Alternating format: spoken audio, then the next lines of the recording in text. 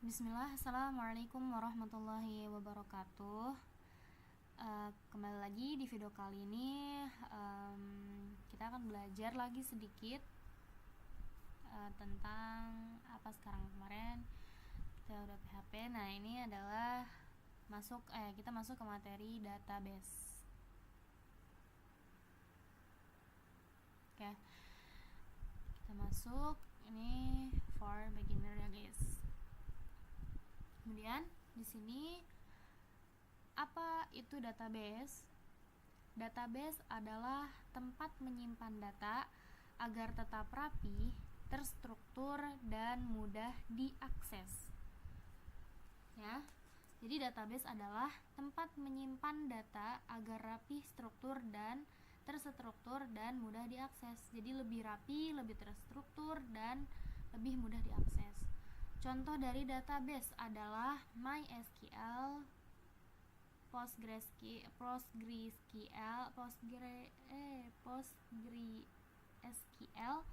SQLite, Oracle. Cuman kemarin aku baru belajar yang MySQL ya. Kemudian, komponen database. Jadi apa aja sih komponen yang ada di sebuah database? Nah, di sini bisa kita lihat, di sini ada tabel, kolom, baris, dan primary key. Tabel ini adalah wadah data seperti lembar Excel. Jadi ya data ya guys, berbentuk tabel gitu. Seperti Excel. Tabel ya. Kemudian di sini ada kolom atau field. Kategori data, nama, harga, tanggal, apalagi NIM, ID yang ada di bagian atas seperti ini. Misalnya nih, seperti ini. Kemudian ada garis-garis kolom. Nah, dia ini bagian paling atas namanya field ya. Ini namanya field. Kemudian ada baris atau record. Ini isi data yang disimpan. Nah, misalnya bawahnya di sini misalnya ini name ya. Name, field ini namanya name. Nah, di sini kemudian recordnya, barisnya, isi data yang disimpan. Ada misalnya nama siapa gitu. Kemudian ada primary key. Ini biasanya kunci tetap, kunci unik tiap data. Ini ada primary key, ada unique key. Jadi primary key ini biasanya ditempatkan di awal tempat kita memulai membuat baris atau record ini. Nah, itu biasanya kita taruh setelah kayak misalnya umur integernya misalnya 10. Nah, kemudian sebelahnya kita kasih primary key ya. Seperti itu. Kemudian di sini ada apa itu SQL dan DDL. Nah, SQL ini adalah Structured Query Language, bahasa untuk mengelola database. Dan SQL dibagi menjadi beberapa bagian, salah satunya DDL. Jadi di dalam SQL ini ada DDL atau Data Definition Language. Untuk apa? Digunakan untuk mendefinisikan struktur database. Ya. Kemudian di sini struktur database-nya itu ada apa aja? Di sini ada membuat database atau table, mengubah struktur table atau dan menghapus table. Jadi membuat, mengubah dan menghapus, ya. Data Definition Language. Namanya juga definition ya, untuk mendefinisikan. Kemudian perintah-perintah DDL. Nah, ini sih dari DDL-nya nih guys. Ada apa aja sih?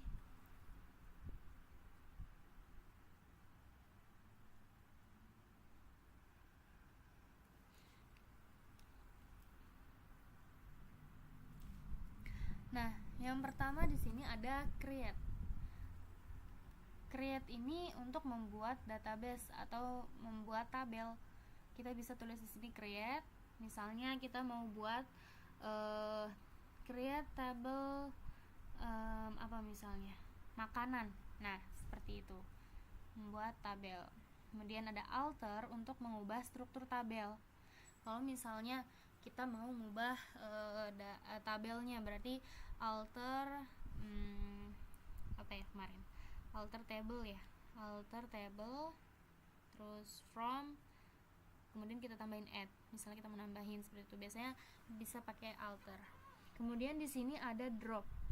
Drop ini dia untuk menghapus database atau table. Misalnya di create kita ternyata ada yang mau kita hapus atau mau kita ubah. Nah, ini kita kita bisa ubah pakai drop ini. Drop misalnya nama tadi from yang tadi ini ya, dari makanan kita ubah pakai drop. Kemudian ada truncat ya, truncat. Di sini untuk menghapus semua data di table tanpa menghapus strukturnya. Jadi nanti datanya dihapus, tapi strukturnya tetap ada. Kita bisa pakai truncat. Kemudian perbedaan DDL dan DML. Kalau DDL ini data definition language untuk mengatur struktur database. Contohnya tadi ada create, alter, ada drop juga. Ini isi dari DDL definition ya. Kemudian DML. DML ini data manipulation language, namanya juga manipulation ya. Manipulasi bahasa. Mengatur isi atau data dalam tabel. Tadi kalau ini untuk mengatur struktur, di sini untuk mengatur isi data. Contohnya seperti insert, update, delete.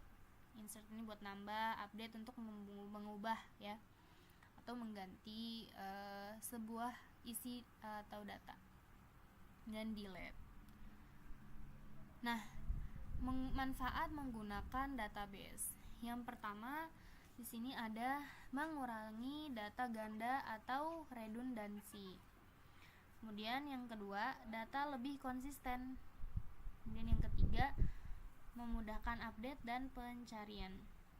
Yang keempat, bisa digunakan banyak orang atau multi user.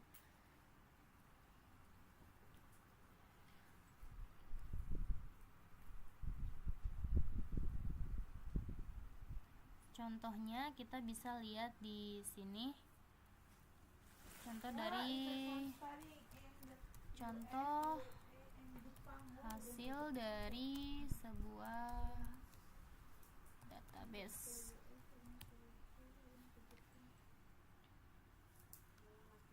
Nah, ini hasil dari hasil dari sebuah kita lihat ini aja, database.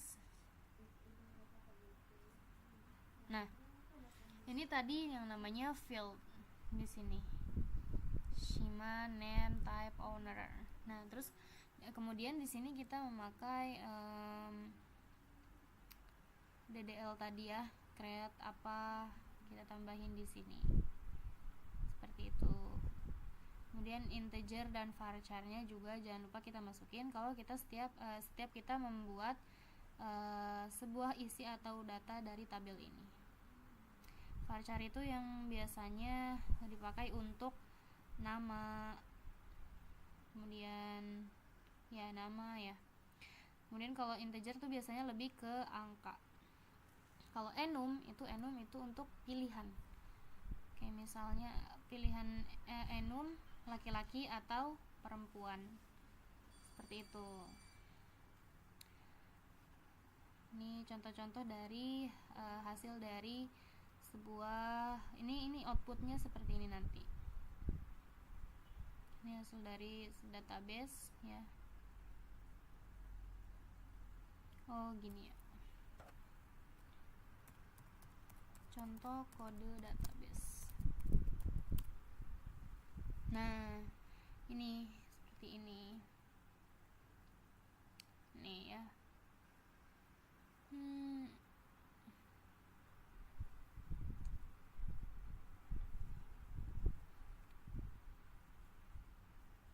ini mungkin.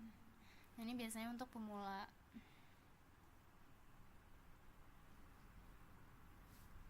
Ya. Nah, values, nah bukan yang ini berarti. Intinya seperti itu. Di hasilnya bisa kita lihat seperti ini. Oke, mungkin sekian materi kali ini. Kurang lebihnya mohon maaf. Wassalamualaikum warahmatullahi wabarakatuh.